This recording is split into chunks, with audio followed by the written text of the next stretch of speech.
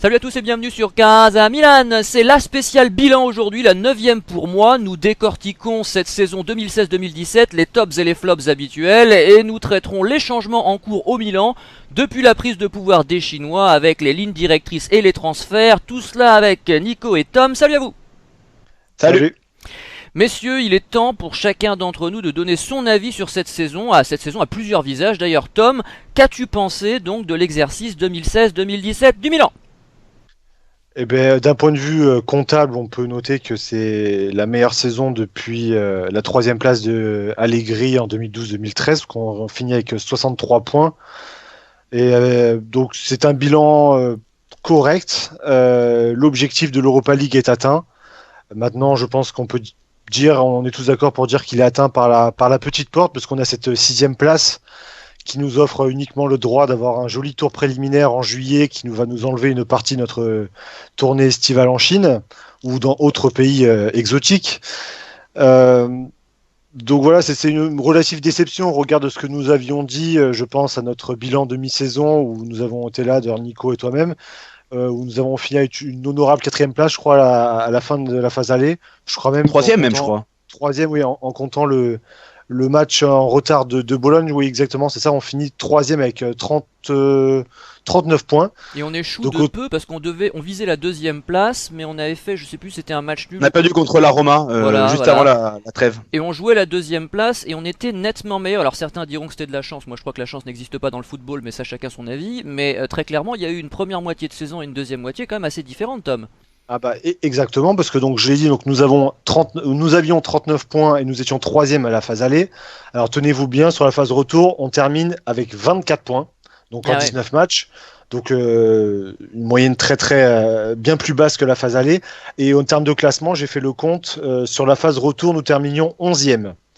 Donc avec derrière des équipes comme notamment l'Inter de Milan, parce qu'on se moque souvent de nos cousins terrestres qui terminent un point derrière nous, mais sur la phase retour, on est derrière eux. Oui, mais en contrepartie, ils avaient complètement raté leur phase aller, alors que la phase retour, ils ont fait 7-8 victoires consécutives, je crois. Exactement. Et nous terminons donc 11e en étant ex-aequo quand même avec le Torino et Cagliari, contre qui nous avons perdu lors de la dernière journée avec 24 points. Donc voilà, donc c'est d'un point de vue effectivement statistique, on a l'Europa League, on est européen pour la première fois depuis 3 ans, je crois. Donc effectivement, on peut se satisfaire de ça. Maintenant, il faut être honnête, compte tenu de la phase aller. J'entends bien qu'on a perdu des joueurs, on a perdu notamment Bonaventura, on en parlera peut-être tout à l'heure, mais on passe quand même par la petite porte, on peut pas être vraiment fier de ce qu'on a produit sur la saison. Les belles surprises, les belles choses que l'on a pu voir sur les matchs allés ont été vraiment ternies par des prestations vraiment très négatives, par une envie vraiment déplorable par moment.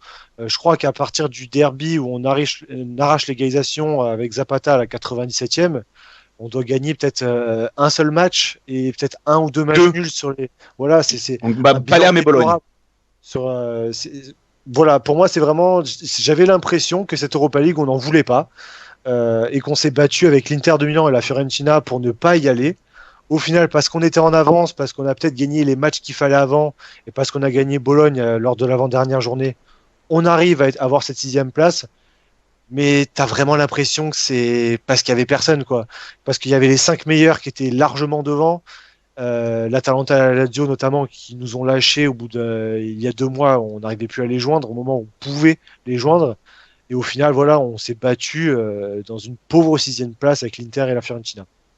Alors ce que je vais dire ne va pas plaire une nouvelle fois, mais moi j'observe quand même, je peux pas m'en empêcher, ça vous surprendra pas, que en première moitié de saison, donc au moment où on jouait la deuxième place avant de perdre contre la Roma, il y avait 7 Italiens titulaires et parfois 8 quand la Padula jouait, et après, petit à petit, les Italiens ont fini par disparaître, soit sur blessure comme Bonaventura par exemple, qui en a parlé, soit sur décision de l'entraîneur. On sait que Montella n'aime pas trop les Italiens, hein, il aime beaucoup faire jouer les étrangers, et il y a quelque chose qui concorde. Alors évidemment, on me dira, il n'y a aucun rapport, c'est pas ça la raison, etc. Peut-être, mais enfin, je suis obligé de le souligner, de le faire remarquer. Voilà, Nico, ton avis sur cette saison ?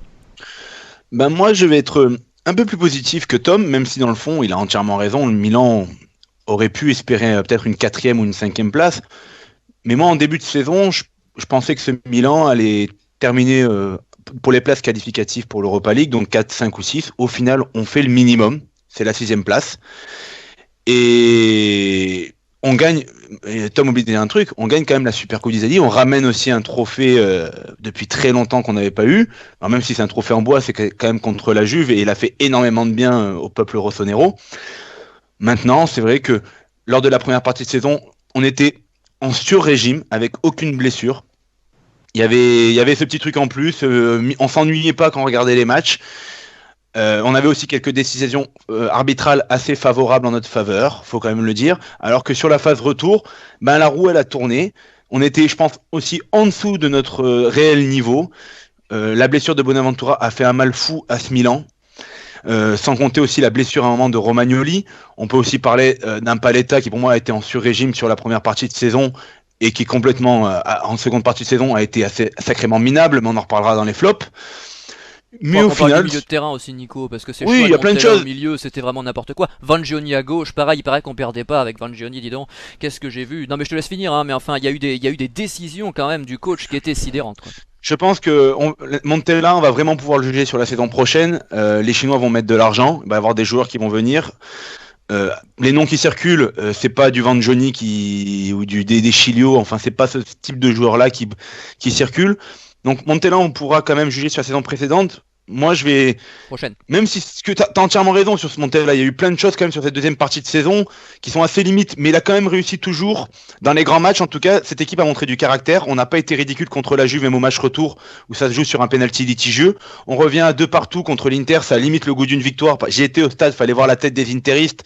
C'était le goût d'une victoire. Ce match nul, il va aller vraiment 3 points. Et on les a tués pour eux pour la fin de saison pour l'Europa League. Maintenant, voilà, le Milan a très mal fini. Mais je vais quand même garder un petit côté positif. Voilà, l'année prochaine, on attendra beaucoup plus. Mais voilà, l'objectif qui était donné à Montella, c'était l'Europa League. Et essayer de faire un truc pour la Super Coupe d'Italie. Au final, il l'a fait. On perd pas de derby. On gagne un match contre la Juve. On n'a pas été ridicule contre Naples au match retour. On a pris une belle pétée aussi contre Naples au match aller, contre la Roma à domicile. Mais bon, voilà. À la fin, le bilan comptable, il est là quand même. Tom, une stat? Oui, alors. On parlait un peu de la différence entre la phase aller et la phase retour. Je me suis amusé à compter, donc à imaginer un Milan qui aurait fait le même nombre de points sur la phase retour que sur la phase aller. On aurait quand même terminé à 78 points, ce qui est déjà énorme, et on aurait terminé 4e. Voilà, juste comme ça. Donc on aurait terminé largement devant l'Atalanta et devant la Lazio. Et on aurait terminé, je crois, à 6 ou 7 points. Je ne sais plus à combien ils ont fini, la Roma et le Napoli. 86 et 87. Voilà, on aurait fait 2 sacrées saisons. Ouais, c'est ça, ils ont fait une sacrée saison. Donc je suis assez d'accord avec Nico. Je pense qu'on a été en sous-régime sur cette phase retour et en sur-régime sur la phase aller. Je pense que le niveau global de ce Milan-là, qui est quand même assez pauvre en termes de qualité, se situe à peu près au milieu, entre les deux. On peut pas dire que le vrai niveau du Milan, c'est ce qu'on a vu ces derniers mois. Parce qu'il manquait des joueurs, parce qu'effectivement il y a des choses qui tournaient pas rond, parce qu'on a eu un manque de chance. Mais on peut pas dire non plus que le vrai niveau du Milan c'était sur la phase aller, parce que comme l'a dit Nico, là on avait ce facteur chance, on avait des pénaltys à notre faveur, on avait des buts contrés comme celui de Bacca, je me rappelle encore, au Chievo, on sait même pas comment il rentre. Donc voilà, je pense que le niveau global de ce Milan-là se situe entre la phase aller et la phase retour. Bon, on verra ça l'année prochaine. Il y a énormément de choses qui vont évoluer côté Milan. Mais avant de parler justement de cette évolution, ce sera le point d'orgue de cette émission, nous traitons la traditionnelle question des tops et des flops, en commençant, comme toujours, par les satisfactions. Donc c'est Nico qui s'exprime. Alors, assez facile de faire un choix. Romagnoli en numéro 3, le vrai patron de cette défense milanaise. La preuve, quand il a manqué pendant un mois, on l'attendait, mais alors j'en pouvais plus de l'attendre. Contre la Roma, ça a été le point d'orgue. J'ai dit, mais quand est-ce qu'il va revenir? Nesta a dit que en défense, il envoyait 2 qui pouvaient être de futurs cracks. Il y avait Rugani à la Juve et Romagnoli au Milan. Donc voilà, quand même l'éloge vient quand même d'un sacré défenseur, peut-être le meilleur de l'histoire, donc à prendre en considération. Numéro 2, Suso, parce que même s'il a eu une petite baisse aussi de régime sur la seconde partie de saison, c'est quand même lui qui, des fois, a permis au Milan d'arracher des points, comme contre la Lazio où on doit perdre 10 fois ce match à Rome et sur un éclair de génie, il arrive à te marquer un but qui nous permet de prendre un point incroyable là-bas. Je crois qu'il fait 7 ou 8 passes décisives dans la saison, peut-être même plus. Il marque 6-7 buts. Ça a été le monsieur plus au niveau offensif de cette saison. Et moi, je le mets dans les tops parce que franchement, je m'attendais pas du tout à ça. Je pensais vraiment qu'il allait faire un four. Et je pense qu'au final, on a un bon joueur. Alors, c'est pas un Fiore classe, hein, mais je pense que dans une équipe comme le Milan, si demain on a une équipe qui rejoue les 3 premières places, je pense qu'il peut être un titulaire ou voire même un très bon remplaçant, apporter un vrai plus en rentrant sur le terrain. En tout cas, c'est un joueur qui a son mot à dire et il l'a montré parce que quand il joue à un très bon, quand il est à son niveau, il est vraiment quand même très très fort. Il a une qualité technique et une justesse au niveau de la passe. Il a de la vista, quoi. Et le premier, c'est Donnarumma. Voilà. Ouais. Il y a pas grand chose à dire. Sa saison parle pour lui. Le point d'orgue de sa saison, selon moi, c'est ce penalty qu'il arrête à Dybala lors de la Supercoupe d'Italie. Parce que Dybala, il a pas mal tiré son penalty. Des fois, on dit qu'un penalty, quand il est raté, c'est parce qu'il est mal tiré. Mais celui-là, il est pas mal tiré. Il envoie une torpille dans la lucarne il n'y a pas beaucoup de gardiens qui peuvent faire tirer un penalty comme ça. Et il a été à 2 doigts de le ressortir le même lors du match retour en championnat où il l'effleure à la dernière seconde. Mais il nous a rapporté énormément de points durant cette saison. Il y a eu 2-3 petites boulettes comme contre Cagliari où il était pas dans son match. Mais bon, voilà. Sinon, c'est le poteau dans la prairie, quoi. Oui, franchement, il faut que ce soit le pilier pour le futur. Ah ouais, très juste. Tom, quel est ton top 3? Alors en troisième, je vais mettre Bonaventura.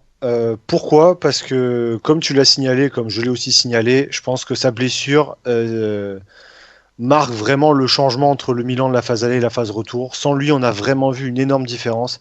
Pas que sur le milieu de terrain où effectivement on était très dépendant de ce seul vrai grand joueur de talent, à l'exception peut-être de Locatelli, mais qui est très jeune.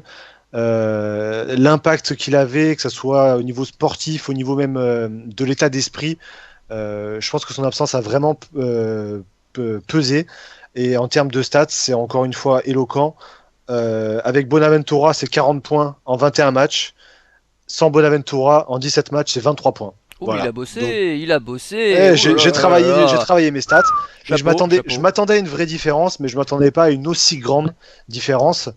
Et j'étais même en train de me dire que même blessé, même à 50%, s'il y avait un joueur qui pouvait ne pas nous faire perdre à Cagliari, c'était Bonaventura parce que il a apporté tellement de choses sur la phase aller. Et j'ai vraiment hâte, en tout cas, de le voir titulaire parce que pour le coup, l'année prochaine, je pense et je suis certain qu'il sera titulaire Ah bah vaut mieux, oui. avec une équipe, en tout cas, qui tournera bien mieux avec de joueurs bien plus talentueux. Et à la Et de Coupe voir du Monde aussi. Et il est temps qu'ils prennent le brassard aussi. Ah ouais. Surtout qu'on a vu.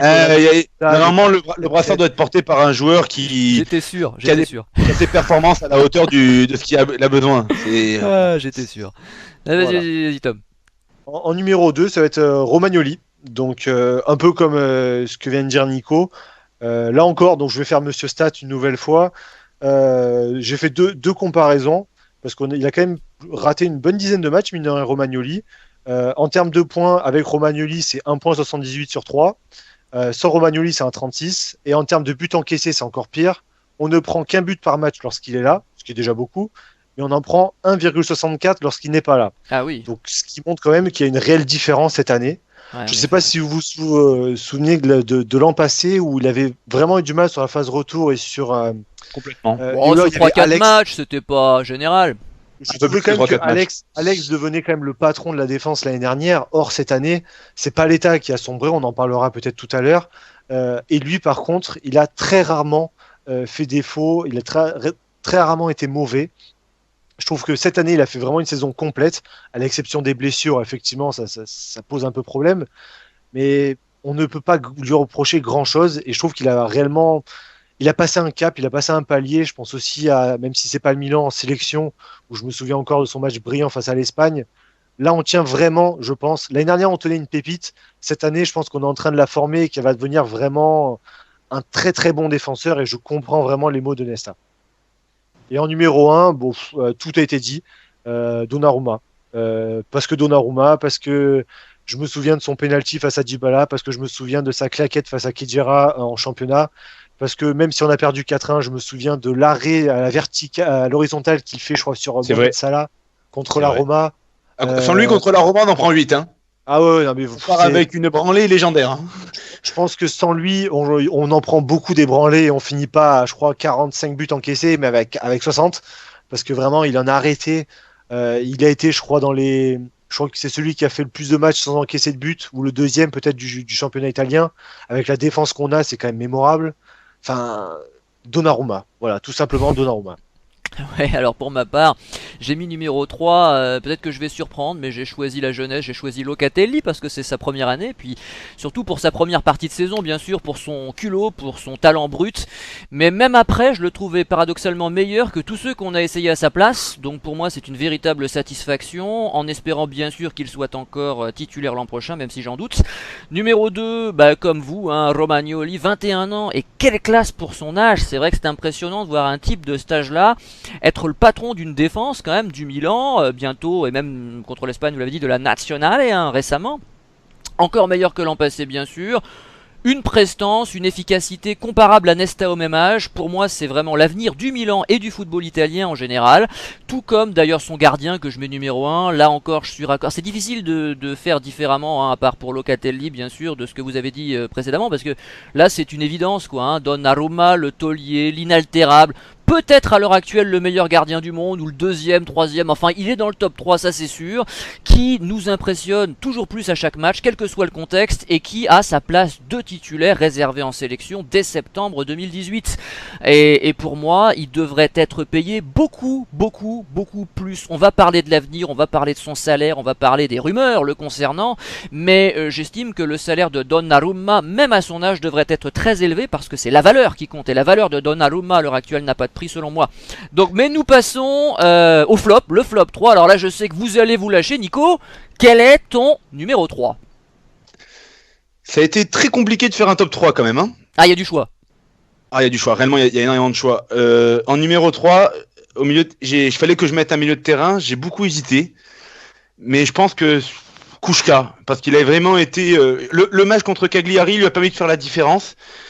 Il s'est mis en valeur. Il a tellement été mauvais hier que... Il a montré en fait tout ce qu'il a été pendant cette seconde partie de saison, et même déjà la première où il a été assez moyen. Il y a eu que ce match contre le Napoli. Critiqué, hein. Ben, je l'ai trouvé vraiment dans le dur. Il avait même plus cet esprit combatif à la fin, qui au moins lui apporte, qui était son point fort. Beaucoup de passes ratées, même invisibles. Il se faisait bouger physiquement. Et la preuve, il a beaucoup été remplaçant aussi sur cette seconde partie de saison, alors qu'il avait été titulaire durant la première partie de saison. Ses prestations ont agacé Montella sur la fin. Donc je vais mettre Kouchka en 3. En numéro 2, j'avais mis Abaté sur la première partie, sur le premier flop de l'année, mais c'est trop compliqué de pouvoir en donner un entre nos quatre latéraux, parce qu'en fait à chaque fois ils vont pas gagner leur place, à mon avis, sur ce qu'ils ont montré à l'entraînement ou ce qu'ils ont montré sur le terrain. Je pense que Montella a vraiment tout essayé, parce que Vangioni à la base il n'était pas censé jouer, et s'il a joué, c'était parce qu'Antonelli était constamment blessé. Et donc Antonelli ne pouvait pas jouer parce qu'Antonelli avait joué contre l'Atalanta juste avant la trêve, et il avait été plutôt bon en plus sur ce match-là. Deschilio, oui, je me rappelle. Deschilio est passé au travers complètement de sa saison. Oui, comme depuis 3 Abaté est passé durant la première partie de saison complètement à travers, et sur la seconde partie de saison a été moyen, mais a raté 2 mois pour blessure. Et Calabria pour moi est une véritable déception, car il a eu sa chance, Montella lui a donné sa chance, et ça fait déjà 2 fois qu'il ne la saisit pas, avec Mihailovic, avec Montella. Donc je pense qu'on s'est peut-être aussi un peu enflammé peut-être sur ce jeune, et peut-être apparemment il devrait rester la saison prochaine, mais moi je serais pas contre le prêter pour qu'il joue avec continuité. Bon, peut-être mais... que tu juges un peu vite quand même, il a pas joué beaucoup. Ben il a pas joué beaucoup parce qu'il était pas au niveau. Non, ou alors parce que on lui donnait pas vraiment sa chance, je sais pas, c'est pas facile de s'installer. Ça a beaucoup tourné, c'est un poste qui a tourné, c'est le milieu de terrain et les latéraux, où je pense que tout le monde a eu à un moment donné sa chance. Et je pense qu'il l'a. Oui, il est jeune. Ouais, mais bon, au bout d'un moment, quand t'es au Milan AC, je veux dire, là, il avait des excuses. L'année prochaine, s'il y a d'autres joueurs, s'il y a Ricardo Rodriguez qui vient, l'excuse, quand il aura sa chance, il aura intérêt à la prendre, parce que des joueurs comme ça, faut voir les noms qui circulent, les clubs qui circulent sur ce joueur-là. Et Calabria, il n'aura pas 18 fois sa chance. Alors, il a peut-être pas eu 10 fois sa chance, mais au moins 10 fois, il a dû l'avoir cette année. Donc, moi, j'ai été très déçu, donc j'ai du mal à en choisir un. J'ai de mettre les latéraux dans l'ensemble. Et en premier, alors c'est peut-être pas le plus mauvais, mais moi, il m'a sorti des yeux sur toute cette seconde partie de saison, c'est Paletta. Je pense que j'ai rarement vu... et pourtant, on a eu du niveau à Milan entre Muntari, Niang, Tarapt, mais je pense que niveau quotient intellectuel, footballistiquement parlant, Je pense qu'on a un abruti de quand même de classe mondiale. 5 cartons rouges. Hier, il prend un carton jaune bidon. Il va en reprendre un deuxième encore plus bidon. 5 cartons rouges. Sans compter le match à Sassuolo où il fait 3 fautes dans la surface. L'arbitre en siffle aucun sur les 3 pénaltys. Mais je veux dire, on a vu un mec contre la Roma. Il était tout sauf obligé de descendre Salah, je crois, dans la surface ou Diego Pérez, alors qu'il y avait déjà 3-1. Enfin, et prendre un carton rouge en position de dernier défenseur. J'ai l'impression que quand t'as 5 cartons rouges et que t'es défenseur central, t'as rien compris, quoi. On l'avait pas mis dans le top en décembre? Je l'ai mis dans le top parce qu'il m'avait surpris. Mais au final, moi, c'est toujours ce joueur-là que j'ai vu. Et que c'est pas Chelsea ni le Real Madrid qui le veut pour cet été, c'est Bologne. Oui, voilà. Non mais Nico, c'est paradoxal parce qu'on l'avait mis dans le top en décembre et là il est nullissime. Et c'est vrai que l'année, je sais plus si c'est l'année dernière ou l'année d'avant, il avait été bon aussi lorsqu'il avait fait 6 mois chez nous lors de son arrivée. Donc c'est vrai que c'est une énigme ce joueur. Je l'ai toujours trouvé très moyen. Il m'avait agréablement surpris les 6 premiers mois. Je l'ai mis dans mon top. Je crois bien l'avoir mis dans mon top parce que je m'attendais à rien. Ouais. Mais même là, je le dis, hein, il mérite peut-être pas la première place. Mais il a quand même perdu sa place au profit de Zapata sur la saison. Hein. Oui, enfin t'as oublié Pasalic quand même dans ton flop 3. Hein. Pasalic, la différence avec Kouchka, c'est que Pasalic, mine de rien, il y a 5 buts et à chaque fois des buts souvent importants. Ouais, enfin Pasalic, Sosa, il y avait. Bon, Tom va peut-être récupérer ça. Il y a Locatelli aussi qui a été atteint d'une Montolivo aiguë sur cette seconde partie de saison. C'est-à-dire il a été absent, hein. Parce qu'il a, pour moi, il a perdu sa place parce qu'il était pas bon sur le terrain. Hein. Ouais, moi je il a trouve vraiment qu'il était pas meilleur que les autres, moi, quand il jouait. C'est-à-dire que ceux qu'on a mis à sa place, Sosa, Pasalic et tout, étaient en réalité moins bons sur le terrain que Locatelli, même diminué. On verra, mais moi on verra l'année prochaine. Mais moi, Locatelli, il m'a réellement déçu sur cette seconde partie de saison. Lui, c'était vraiment.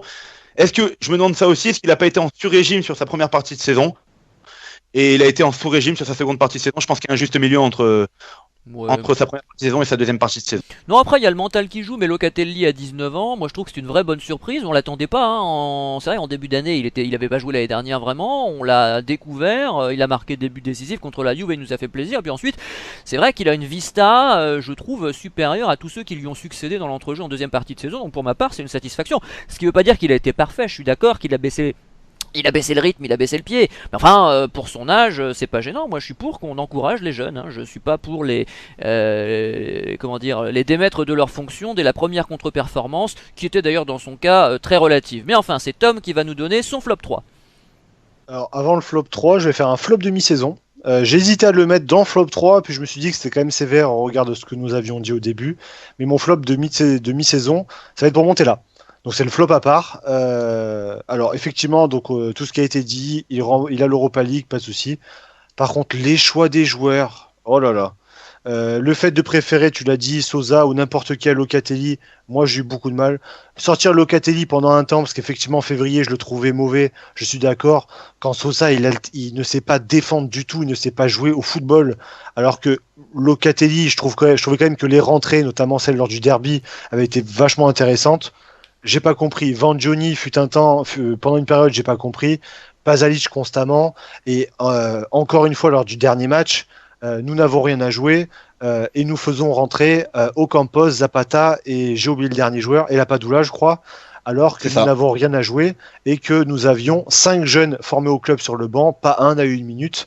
Alors que dans la même journée, tu as quand même Moiskin, né en 2000, qui marque avec la Juve, et le jeune Pellegrini qui marque à 16 ans avec le Genoa. Ah mais c'est un avant-goût de la saison prochaine, hein. Ce sera toujours Montella sur le banc. Prépare-toi, les jeunes, on peut les oublier. Hein. Donc j'attends de voir. Donc effectivement, au niveau comptable, j'attends de voir, et au niveau du jeu, j'attends de voir avec une vraie équipe. Mais j'attends de voir aussi certains choix de Montella, parce que j'étais quand même très déçu sur la phase retour, en tout cas. Mais ce n'est qu'un flop de mi-saison. En numéro 3, je ne veux pas faire long parce que je vais répéter ce qu'a dit Nico, c'est pas l'état. Énorme déception, mais vraiment énorme déception sur la phase retour. Je trouvais qu'il avait fait une bonne saison à l'Atalanta l'an dernier, qu'il avait fait 6 bons mois lors de ses débuts chez nous avant d'être prêté, et que je n'avais pas compris Mihailovic de ne pas l'avoir gardé. Sur sa phase aller, je l'ai trouvé là encore vraiment bon et au niveau d'un Romagnoli. Alors sur la phase retour, c'est une horreur. Donc voilà. En numéro 2, j'ai réfléchi à plein de joueurs, puis j'ai essayé de trouver le point commun entre les Ocampos, Sosa, Pasalic, Vangioni et autres. Puis je me suis rendu compte qu'en fait, c'était tous des achats de cet été et de janvier. Donc c'est mon flop 2, ça va être la direction du Milan, avant donc l'arrivée des Chinois. Donc les derniers coups de maître de notre bon vieux Galliani. Il nous a quand même pondu un mercato estival plus le mercato hivernal de 2017, assez phénoménal, puisque à part la demi-satisfaction, et encore j'appuie sur le demi de la Padula, Ocampos, Sosa, Pasalic et Vangioni, les quatre, ça a été au pire médiocre, et non, au mieux médiocre et au pire lamentable. Donc j'ai pas réussi à en choisir un, donc pour coup le flop, ce sera justement la direction avant chinoise, avant la Chine. Et en flop numéro un, j'ai mis un ex-aequo, parce que j'ai pas réussi à les différencier, ça va être Kuchka et Baka. Kuchka, comme a dit Nico, parce qu'il a été abominable, je l'avais déjà mis, je crois, en flop 1 ou 2 en mi-saison, bah, il a confirmé. Je pense que si des mecs comme Pasalic, Mati Fernandez et je ne sais pas qui ont pu jouer, c'est parce que, certes, Bonaventura n'était pas là, mais aussi parce que Kuchka était horriblissime toute la saison. Et j'en viens à me demander, je sais que ça va te faire plaisir, MJ, Poli, bien sûr. pourquoi Poli n'a pas joué une seule minute, je crois, sur la phase retour, ou Mais peut-être surtout qu'il qu'il a joué avait un quart été d'heure. bon quand on l'avait vu en première partie de saison. Apparemment, Alors- Poli se serait déjà fait pour un départ, je crois, au Torino pour Oui, cet mais on été. sait que Alors, Montella n'aime pas c'est les comprend- Italiens, mais enfin, quand même, il y a des limites. Oh Non, mais on mais l'a c'est vu vrai- quand même, excuse-moi. c'est À la vrai que Fiorentina, quand on il voit- s'est joué combien d'Italiens? Mais il n'y en Quand on avait voit pas le aussi.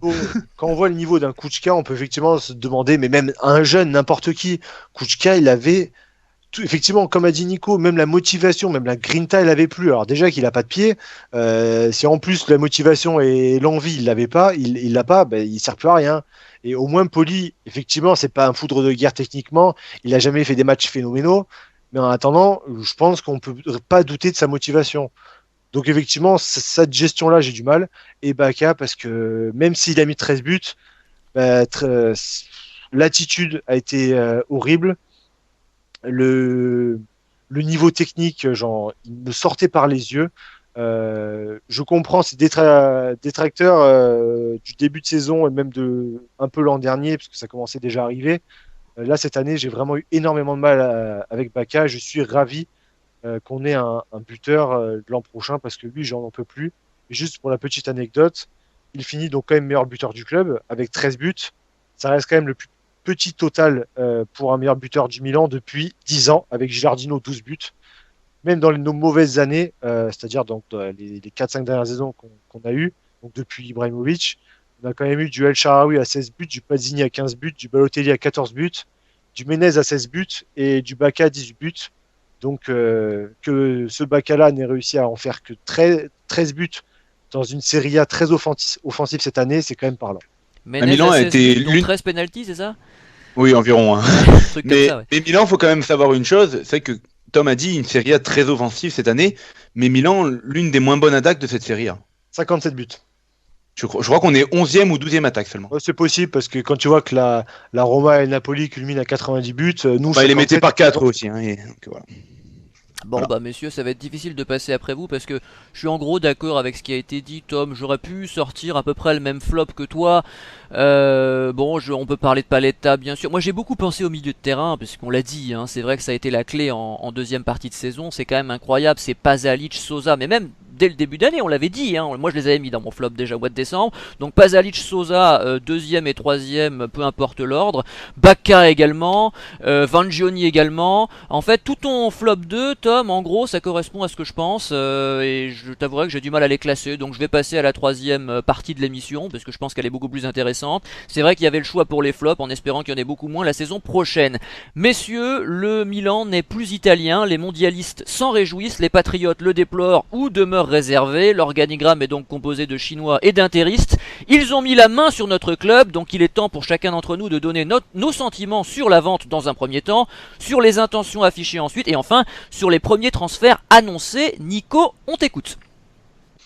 Ben, concernant déjà les transferts, les noms qui circulent par rapport à ce qu'on a vu ces dernières années, j'avoue que ça fait quand même plaisir de voir quand même des noms où on n'est pas, voilà, c'est pas Ocampos. Sur qui on est, il y a quand même, on parle de Morata, Aubameyang, même si je veux ni l'un ni de l'autre, hein, mais ça reste quand même des noms actuellement de footeux qui sont réclamés par des grands clubs, dont le PSG, Chelsea, Manchester United. Donc ça prouve quand même que Milan déjà a des ambitions, que le club a des ambitions et que pour l'instant c'est pas que des. Après, ça va être difficile de les faire venir, ces clubs-là, si on rivalise avec des clubs qui jouent la Ligue des Champions. Mais en tout cas, ça montre déjà l'ambition de ces dirigeants. Après, l'une de ces ambitions aussi, c'est de faire 75% du mercato avant le 1er juillet. Pour que l'équipe soit déjà quasiment déjà prête pour la saison prochaine. C'est fini les transferts dans les 2 dernières semaines où on attend les bons coups. On prévoit avant. Il faut savoir que Musacho a déjà signé. Ricardo Rodriguez doit signer dans la semaine, comme Kessié. Ricardo Rodriguez, ils attendent juste que le barrage retour pour la relégation en Allemagne se fasse.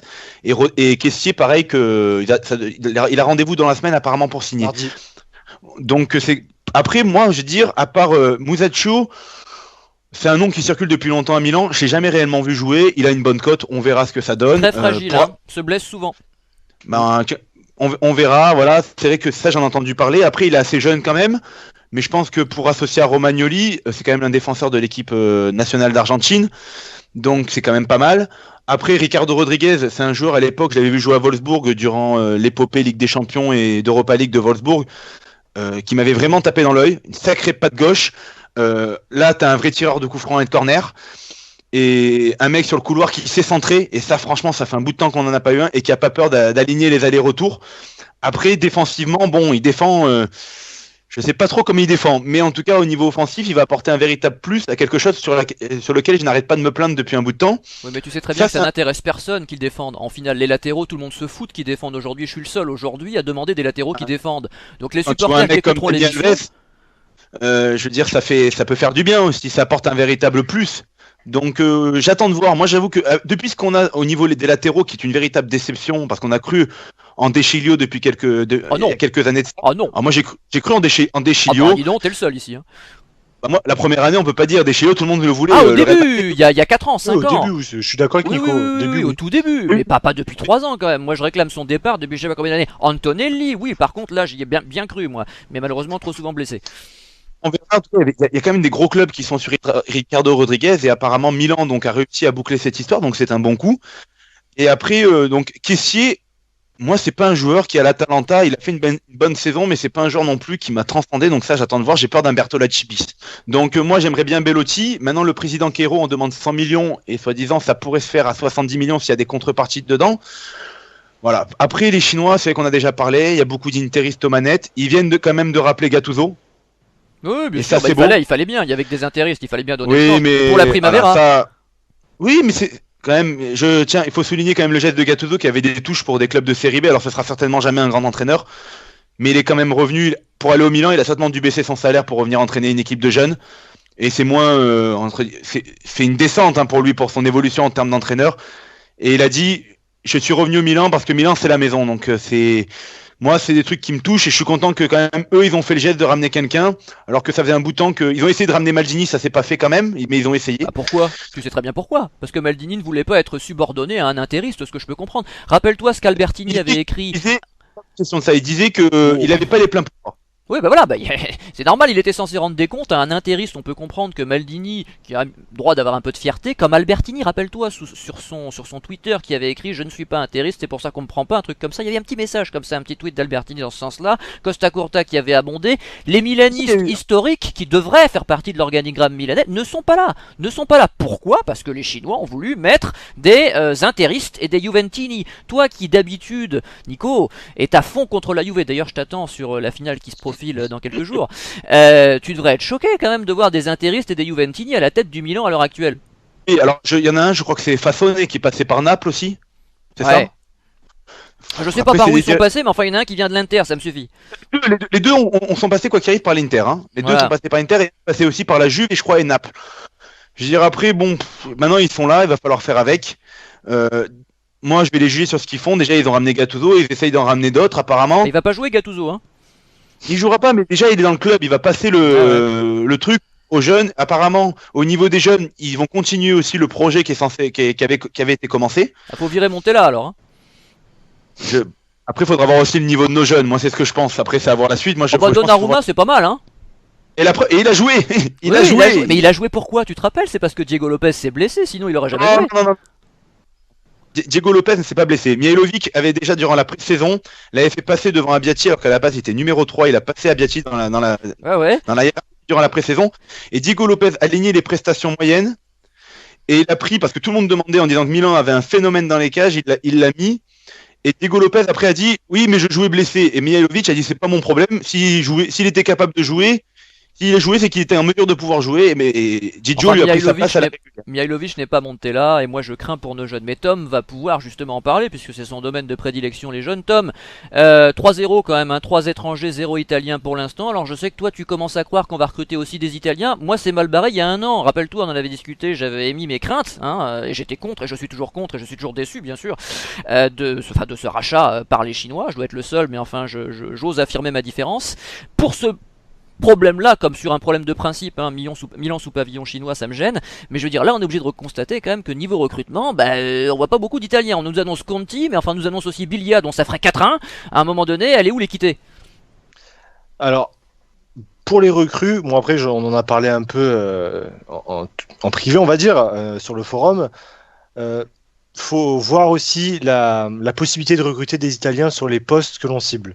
En défense centrale, par rapport à Musacchio, en termes d'Italiens vraiment talentueux, les deux seuls autres qui peuvent correspondre vraiment à ce critère-là, les deux sont coffrés par la Juve et les deux sont imprenables. Parce que des mecs comme Barzagli, Kenny vont partir, du coup ils ne vendront jamais Rugani et Caldara, qui plus est à un Milan qui veut de nouveau devenir grand. Donc à partir de ce moment-là, on n'a pas d'autres choix. Il y avait vraiment que, j'y réfléchis, hein, parce qu'on en a parlé tous les deux, j'y réfléchis, on n'a pas d'autre choix que de prendre un étranger, parce que les deux seuls autres, ils sont invendables, en tout cas par la Juve. Et Musacchio, à part... On n'est pas obligé de prendre que des top joueurs, on peut prendre aussi, comme on l'a fait avec Romagnoli, des joueurs en devenir. C'est possible aussi, ça. Actuellement, il n'y en a pas. Le seul qu'il y avait, c'était Caldara, il a été bloqué par la Juve. C'est très exagéré. Honnêtement, un gamin comme Romagnoli, qui était effectivement un vrai potentiel, un autre vrai potentiel, c'était Caldara, et encore une fois, on a été doublé par la Juve. Ce qui m'embête plus qu'autre chose, c'est pas forcément qu'on prenne des Italiens, parce que moi j'aurais aimé que les Chinois ils arrivent un peu avant et qu'on prenne justement un mec comme Caldara avant que la Juve nous le vole. Le problème, c'est que là on arrive un peu, tu regardes un peu dans le panier des Italiens et tu fais un peu le compte et tu fais un tel qu'il est déjà à la Juve et l'autre il est à l'Inter, l'autre il est ici, l'autre il est là, et il reste plus grand chose malheureusement. Mais il en restera toujours, hein, tu sais. Il en reste, mais honnêtement, pour suivre quand même un peu les jeunes, il y en a peut-être un qui est pas mauvais, mais qui est même bon, mais il est en série B. Alors de là en faire un titulaire, moi j'aimerais bien l'avoir, mais en joueur de complément. Je parle pas qu'en défense centrale, il y a aussi le milieu de terrain, je veux dire Baselli, etc. Mais oui, il y en a plein des noms, Pellegrini. Il y a Zappacosta aussi qui circule comme nom. Bien sûr, Barreca. Pellegrini, par exemple, il est à la Roma, et la Roma, ils veulent le recruter. Surtout que l'entraîneur de Sassuolo va bifurquer du côté de la Roma. On peut être certain que Pellegrini va aller à la Roma. Donc c'est pareil. Oui, en soi, effectivement, Pellegrini, Rugani, Caldara, j'aurais bien aimé. Mais le problème, c'est qu'ils sont liés par déjà des gros clubs italiens. S'ils étaient liés par des clubs comme l'Atalanta, par le Genoa, sans manquer de respect à ces clubs-là, on pourrait se positionner et s'opposer à ces clubs-là. Mais il y en a plein des bons du côté du Genoa, justement. Genoa, pas des masses. Hein, des pardon, du Torino, excuse-moi. Le Genoa, c'était avant. Je suis d'accord. Torino. Je suis d'accord. Et on a sondé Zappacosta. Il y a Barreca, effectivement, je suis d'accord. On l'a pas forcément sondé, mais comme l'a dit Nico, Rodriguez, c'est quand même un très très bon joueur. Vraiment un très bon joueur. Il sort pas d'une saison excellente avec son club, mais il en a 3-4 derrière de très haut niveau. Voilà, à son âge. Il est en pleine force de l'âge. On peut difficilement trouver mieux, on se rend pas compte à quel point ça peut être un énorme coup. C'est le genre d'étranger où pour moi on peut pas critiquer, vraiment c'est un excellent coup celui-là. Après, on parle de Conti, mais Conti c'est vraiment quelque chose qui est en train de se faire. Le Milan est en avance sur le dossier. On a des bons rapports avec l'Atalanta, notamment par rapport à l'affaire Kessié. Et moi, j'ai très bon espoir qu'on réussisse à prendre Conti. Et Conti, ça fait quand même peut-être, pour moi, c'est le meilleur latéral droit italien de cette année. Il joue qu'à droite, il est pas des deux côtés, lui. Non, je crois que c'est vraiment qu'à droite. Putain, Rodriguez à gauche, Conti à droite, et hop, fini à battre des Chilio. Pourrait révolutionner déjà notre défense. Le seul bémol, un peu comme Nico, c'est Kessié. Je peux comprendre que dans son profil, on n'en est pas beaucoup. Maintenant, le prix m'embête un peu. J'ai lu dernièrement que ça pourrait être un prêt payant avec une obligation d'achat l'année prochaine. C'est ça, on sera à 28 millions il serait payé l'année prochaine à 28 millions d'euros. Donc, ce qui pourrait reporter un peu les sommes et ce qui pourrait nous permettre cette année de payer un peu plus. mais ça reste quand même une certaine somme et j'en suis pas à craindre une Bertolacci parce que je pense quand même qu'il a de meilleures capacités et qu'il sera en tout cas mieux entouré qu'un Bertolacci, mais je me méfie. Et concernant les rumeurs à venir, on est en buteur. Autant Aubameyang, j'y crois pas du tout. Je pense que c'est qu'un sondage. Et encore, c'est qu'une rumeur de la presse. Je crois pas qu'on le supervise vraiment. Non, puis on va Par pas aller contre, payer un mec qui était chez nous avant, faut pas déconner. voilà, surtout avec le salaire qu'il demande, à savoir 12 millions net annuels. Par contre, je pense que notre attaquant, sauf grande surprise, ce sera Morata ou Bellotti. Bellotti, si on arrive à négocier avec le Torino, je pense que le temps jouera pour nous parce que même si le président demande 100 millions, si Bellotti. C'est l'année ou jamais pour le vendre. Il est Je pense milaniste. que Pour le Torino. 100 millions, j'y crois pas. Oui, bah c'est Et la seule raison qu'on peut y croire, c'est le fait qu'il va peut-être lui peut pousser pour aller au voilà. Milan. C'est le seul truc qui peut nous permettre d'y Je croire. pense que Bellotti pourrait vraiment insister, surtout qu'on lui promet pas un poste de doublure, on lui promet d'être l'attaquant phare de l'attaque milanaise. Lui, pour un supporter du Milan, je pense que ça peut peser dans la balance. Et il sait très bien que 70 millions pour un joueur comme ça sera peut-être l'achat en tout cas le plus marquant de l'histoire du Torino. Ce sera même sûrement l'achat le plus marquant. Et puis il y a Je Nyang dans pense la pas transaction, hein. Oh oui, voilà, ouais, bah, j'espère. Yang, Poli, moi je fais un package. Hein. Mais il y a un gros paquet, je crois. Il y a En 3 ou 4 second joueurs. choix, c'est Morata. Donc, moi, je préférais Bellotti. Je pense que comme pour 99,9% des supporters du Milan.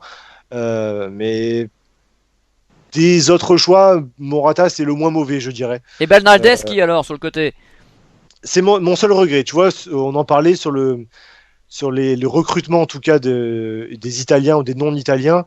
Peut-être mon seul vrai regret, en tout cas, que j'aurais, en dehors des joueurs de complément, on supervise par exemple un jeune comme Barella de Cagliari. Si on se positionne pas sur Bernardeschi, là j'aurais en tout cas les boules, parce que c'est vraiment un très bon joueur qui a Je crois montré qu'il a cette prolongé année. aussi avec la Fiorentina, lui. Hein. Il vient juste de prolonger. Hein. Il refuse, je crois, non? Oui, ouais. Ah, moi j'ai entendu qu'il allait prolonger avec la Fiorentina cette année. Apparemment, Moi, j'ai il entendu reste à qu'il la. refusait, donc je sais pas. Mais en tout cas, moi, ça m'étonnerait pas qu'il parte cette année. Mais sinon, On Messi n'a annonce pas prolongé, je crois, hein.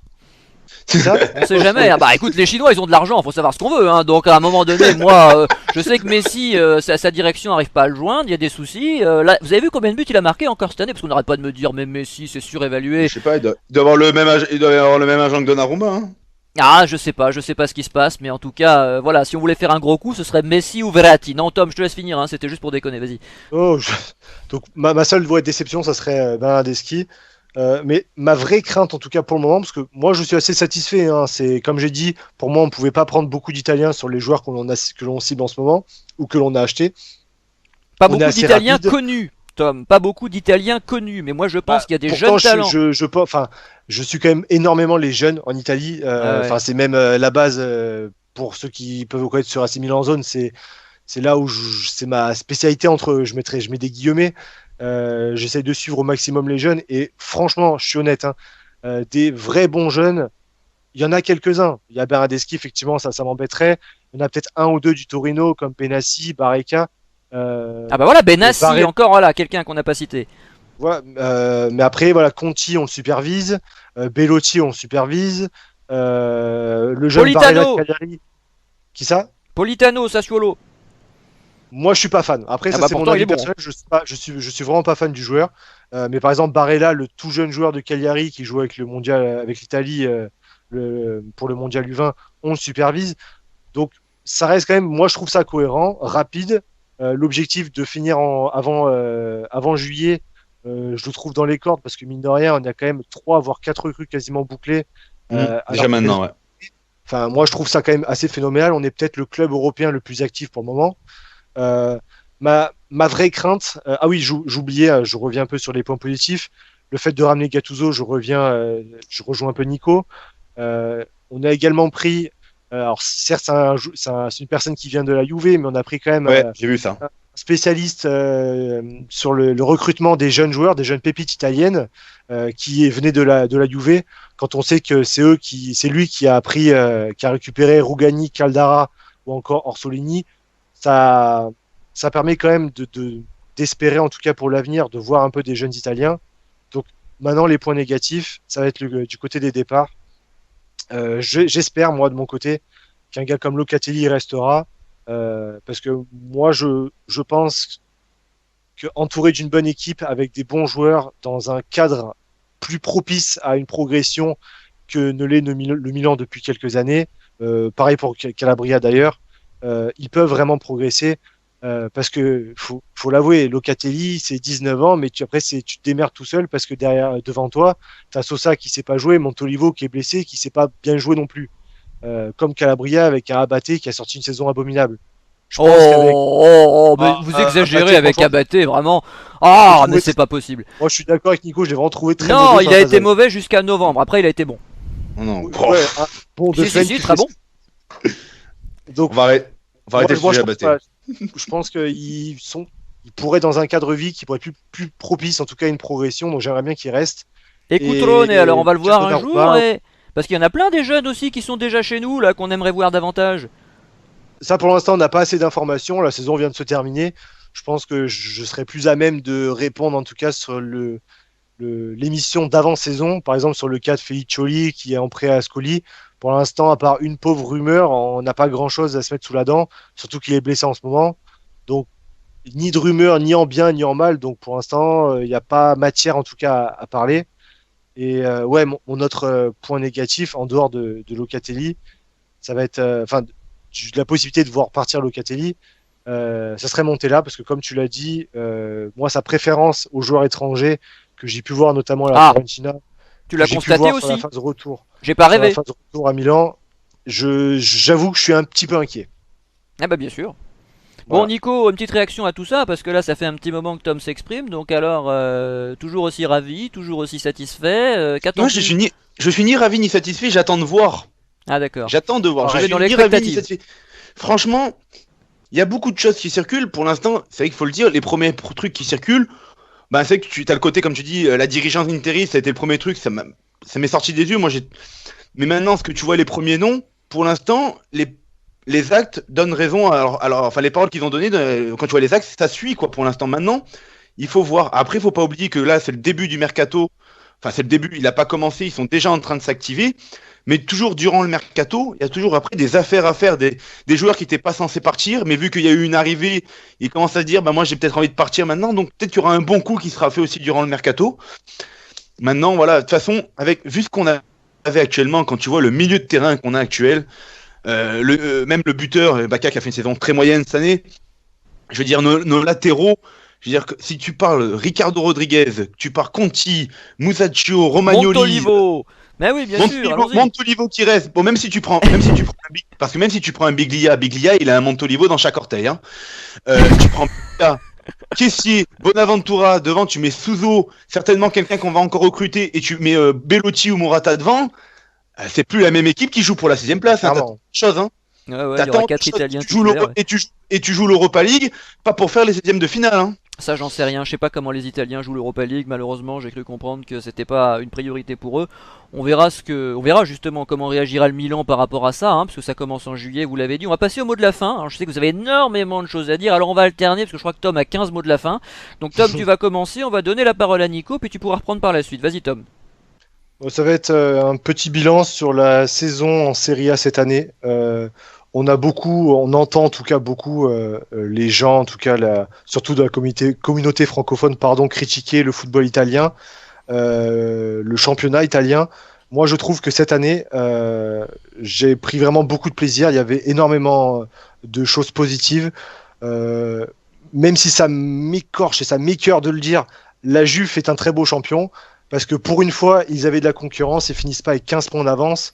Parce que justement, en deuxième, en troisième, tu as quand même la Roma et le Napoli qui ont produit, et notamment le Napoli, un excellent football et qui ont battu tous les deux leur record de points. Donc ça prouve quand même que la Juve, ils se sont donnés, ils se sont battus pour avoir ce titre-là. Derrière, tu as une équipe comme la Lazio qui a été très belle à voir. La course au maintien, Crotone, enfin, je sais pas si vous avez vu l'ambiance. J'ai vu Crotone, ça hier. Ça a été phénoménal. Vraiment, j'en avais les frissons. Il y a eu plusieurs beaux moments cette année-là, cette journée-là. Mais vraiment, le maintien de Crotone a été phénoménal. Je crois qu'il partait avec peut-être 10 points de retard à 10 journées de la fin. Moins que 10 journées de la fin. C'est impressionnant. C'est un symbole. Le fait qu'on fasse à nouveau confiance aux jeunes et que comme par hasard lors de cette dernière journée ce soit donc un gosse de 16 ans et un gosse de 17 ans, donc Keane et Pellegrini qui marquent, il y a un renouveau. Alors, c'est pas encore totalement le retour de la grande Serie A, on en est loin. Il faudra des défenses déjà. Mais je trouve que paradoxalement, malgré le fait qu'il y ait eu beaucoup de buts, les défenses n'ont pas été plus mauvaises que les autres années. C'est juste que Bon, c'était dur. les attaquants ont été vraiment, vraiment meilleurs. Quand tu vois les buts hier du Napoli contre la Sampdoria, c'est franchement, faut voir le jeu du Napoli. C'est l'un des plus beaux jeux d'Europe, réellement. Ils mettent des buts, le Napoli, la Sampdoria ne peut rien dire. Quand tu vois qu'Insigne, il te met une frappe, t'as l'impression qu'elle est télécommandée, qu'il joue à la PlayStation tellement elle est facile à rentrer. Voilà quelqu'un qu'il faudrait recruter, tiens, Insigne. Voilà un joueur. Oh, là, c'est trop cher et puis de toute façon, il a prolongé. Lui, c'est le Totti napolitain, lui. Ah, il partira jamais. Mais voilà, c'est vraiment, franchement, j'ai trouvé donc un championnat vraiment beau. Il y a eu donc pour la première fois depuis 19 ans, j'ai quand même vérifié, 6 buteurs à plus de 20 buts en Italie. Donc là, cette année, je crois, alors de mémoire, donc Dzeko, Belotti, Mertens, Icardi, Higuain et Immobilier. Je crois que j'en ai pas oublié. Et à l'époque, en 97-98, ça va pas nous rajeunir. C'était Baggio, Batistuta, Ronaldo, Del Piero et j'en ai oublié. En 4, ouais, c'est ça. Baggio Voilà, qui donc, finit avec 22 buts et qui gagne son ticket pour la Coupe du Monde. Ouais. Avec et Bologne. Ouais, Birov. Birov aussi. Ah bah Oliver Birov, on connaît bien au Milan. Voilà, et moi, voilà, donc il faut souligner, on est trop injustement, je trouve, conspué, critiqué par des méconnaisseurs, j'appelle ça des méconnaisseurs parce qu'ils ne connaissent pas le championnat, ils veulent le critiquer. Cette année, vraiment, j'ai pris énormément de plaisir à regarder le football italien. Enfin, il va falloir quand même donner un pronostic pour la finale à un moment donné de la Ligue des Champions. On va demander ça à Nico. Tiens, Nico, avec ton mot de la fin, tu peux nous faire ton petit bonus là sur le match. Vamos Madrid. Vamos Madrid. T'es sérieux ou normal, rassure-moi que vous allez quand même supporter le Real Madrid quand même. Je supporte personne. Je suis partagé moi. Non, je supporte personne. Je peux pas supporter le Real, c'est pas possible pour moi. Moi c'est pas une question de pas supporter le Real, il y a la Juve en face, donc c'est tout simple. Ça aurait pu être une équipe de chèvres, j'aurais supporté les chèvres. Parler, Nico. pour information quand même, Nico, si le Real gagne, ils égalent quand même le Milan de Sacchi à conserver leur titre. Et j'avoue que ce Real-là, que je trouve quand même particulièrement moyen, en tout cas pas historique, ça me ferait mal au cœur, ça me ferait vraiment mal au cœur que ce soit ce Real-là qui égale le Milan de Sacchi. Voilà. Un jour ou l'autre, ce sera égalé. Et... Mais pas ce Real-là. De toute façon, il faut savoir une chose, même ça me fait mal au ventre, tous les 7 ans, c'est une équipe italienne qui la gagne. Il y a 14 ans, c'était le Milan. Il y a 7 ans, c'était l'Inter. Donc, un jour ou l'autre, quoi qu'il arrive, ça va tourner pour la Juve. Bon, sinon, moi, mon mot de la fin, il sera pour... En fait, il y a 2 mots de la fin en un seul. Il sera pour Francesco Totti. Hier, ce qui a fait l'hommage qu'a rendu Rome, la ville de Rome et le club, même si bon, Spalletti et Pallotta n'ont pas été super pour sa dernière année, mais en tout cas, l'hommage du club, ce qui a été fait, la cérémonie ainsi que le public, c'est beau et ce joueur le mérite parce qu'il a préféré, il gagnait très très bien sa vie à Rome parce qu'après mine de rien, Rome, c'est peut-être pas un grand club comme le Barça, le Milan, mais c'est peut-être un petit club chez les grands. Et Totti il a quand même refusé à un certain moment de partir au Real Madrid et au Milan AC où il aurait pu gagner plus et certainement d'autres trophées, peut-être même une Ligue des Champions dans sa carrière. Mais hier, ce qu'il a eu, ça vaut beaucoup plus que des trophées. Il a vu 80 000 personnes qui ont pleuré pour lui de tout âge. Et ça, c'est la passion, c'est à la base, c'est pour ça que moi j'aime le foot. C'est vraiment qu'un joueur, il dépasse ce qu'il peut apporter sur un terrain. C'est juste ce qu'il représente. Et quand je vois Donnarumma aujourd'hui, qui ne parle même pas de son contrat, qui laisse parler son agent, on n'entend pas un seul mot sur lui, il prend même pas la parole pour dire j'aimerais rester au Milan, j'espère qu'on va se mettre d'accord autour de la table pour signer mon contrat. On entend juste. Il a 18 ans, Nico. Il ne parle pas. Ça en dit long. Il ne parle pas. Il va parler, ça va venir. Non, il aime le Milan et depuis, j'ai compris son silence lorsque Raiola disait on va attendre la nouvelle direction, savoir ce qui va se passer avec le club.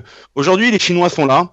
Ils sont arrivés et il peut dire ce qu'il a envie. Les Chinois lui montrent parce que tout ce qui se passe aussi, c'est pour montrer à des mecs comme Donnarumma, Bonaventura, tous les 3-4 joueurs Romagnoli qui sont au club et qui ont des propositions parce que Romagnoli, il y a Chelsea qui le veut et il a prolongé son contrat.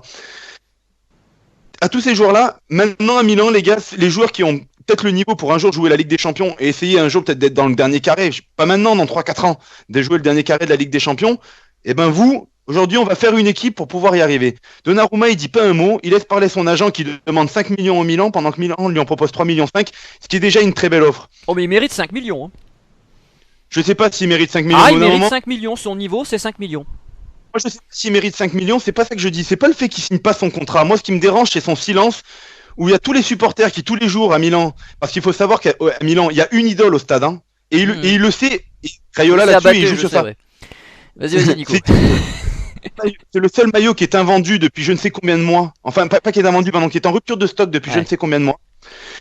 Et au bout d'un moment, je pense que s'il avait pris la parole juste pour dire, vous inquiétez pas, je vais prolonger, il ne reste plus qu'à nous mettre d'accord. Moi, ça me dérange quand je vois ce qu'hier s'est passé pour Totti.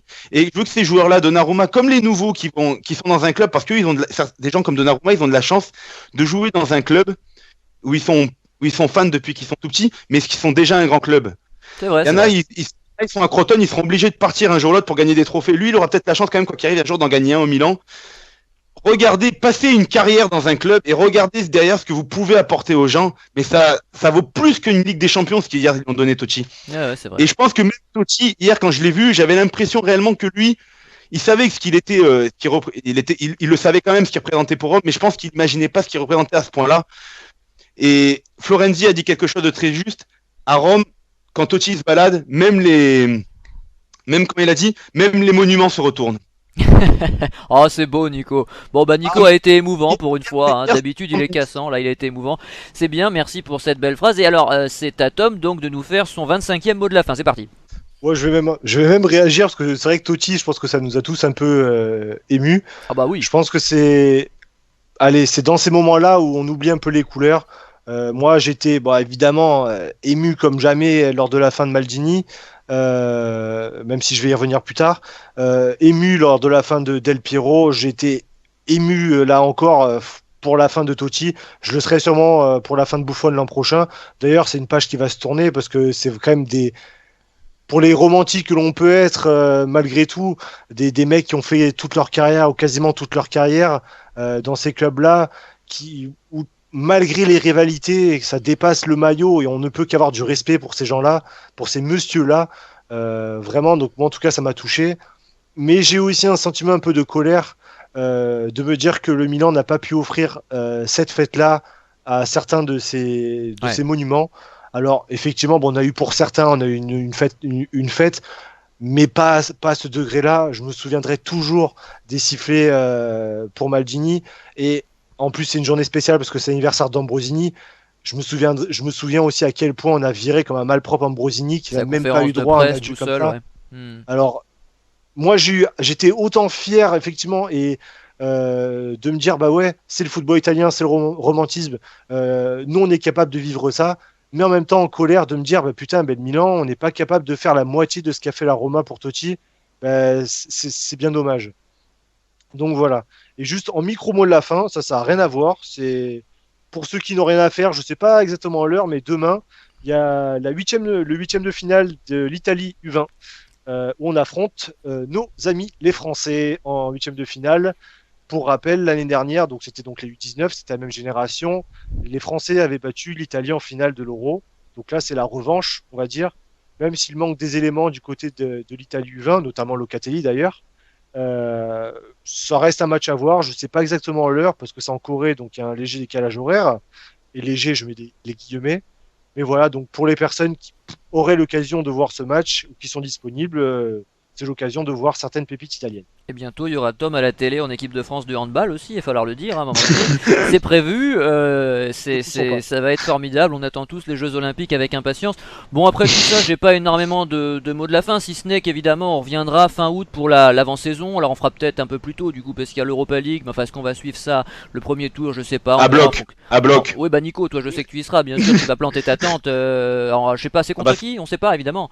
Ah non, c'est le tirage au sort mi-juillet et premier match. Tu vas planter ta tente en Roumanie, en Pologne ou en Azerbaïdjan, c'est ça? Il y a des grandes choses et comme dit Thomas, comme dit Tom, il y a quand même le match, il y a la finale à Lyon, donc le déplacement pas cher. Voilà, la finale à Lyon exactement. Bon, enfin, il y a beaucoup de choses qui nous attendent et surtout, moi, ce sera pour moi l'occasion 2018 de vivre une nouvelle Coupe du Monde, toujours avec passion. Vous le savez, je préfère les compétitions internationales, donc j'attends cette Coupe du Monde en Russie, même si les horaires seront certainement bizarres. Mais ce sera là aussi quelque chose de très important à suivre dans la saison. Toujours est-il que nous répondrons présents, nous serons là. Nous vous souhaitons d'excellentes vacances, même si c'est encore un peu tôt. Bon, enfin, ça va finir par venir. Les beaux jours arrivent en tout cas. Et nous vous donnons donc rendez-vous très vite. Messieurs, merci. Chers auditeurs, merci. À bientôt. Salut! Ciao. Ciao.